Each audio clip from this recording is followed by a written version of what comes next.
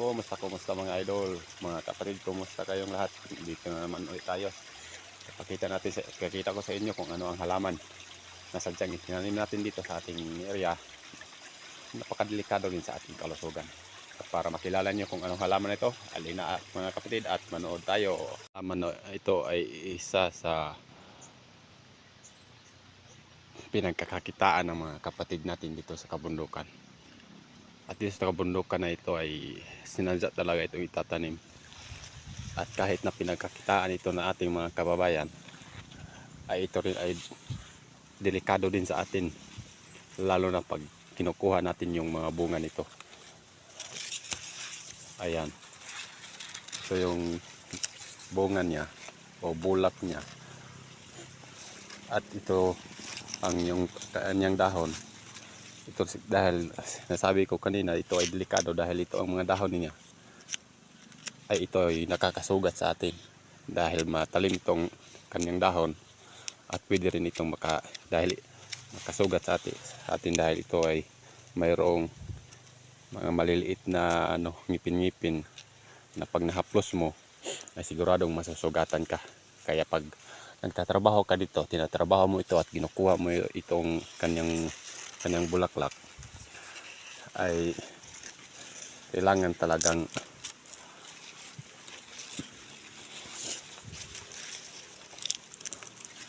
mo talagang mag-ingat dahil nakakasugat ito. At ito yung dahon, kanyang bulaklak. Ito yung pinagkakitaan sa ating mga kababayan dito sa kabukiran. Dahil ito, kung pamilyar kayo sa tinatawag nating pamaypay na walis, ay ito yon. Ito yon ang ginagawang walis pamaypay o tinatawag na giyong. Ito, pag ginagawa nila ito, ang ginagawa sa ating mga kababayan, ito kinukuha nila yan, at pag nakuha na ito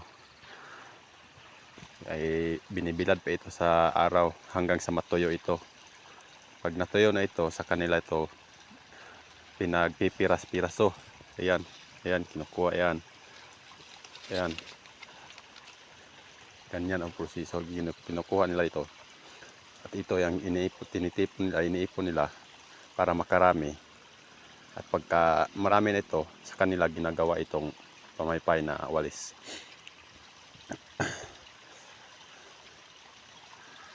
Dito sa kabukiran ay sadya talaga itong tinatanim ng mga kababayan natin dahil ito lang din yung halaman na pwede dito sa kabukiran.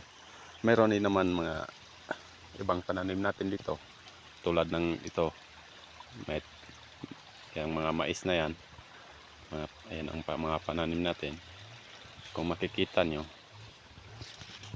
doon sa ibabaw, mais na lahat to. At itong giyong na ito ay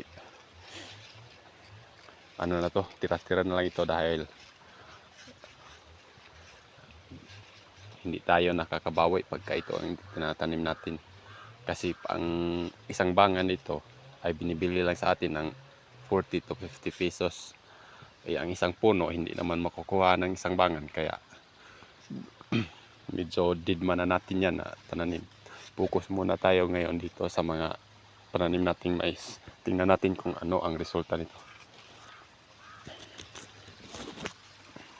Kaya mga kapatid, salamat sa panonood. Sana may natutunan kayo sa video na to. At sana mag-subscribe na rin kayo para matulungan nyo akong umangat ang channel na to. At click nyo na rin yung notification bell para updated kayo sa susunod nating mga content na tulad dito. Yung mga delikadong halaman na pinagkakita ng ating mga kababayan pero delikado sa ating kalusugan. Salamat mga kapatid at God bless.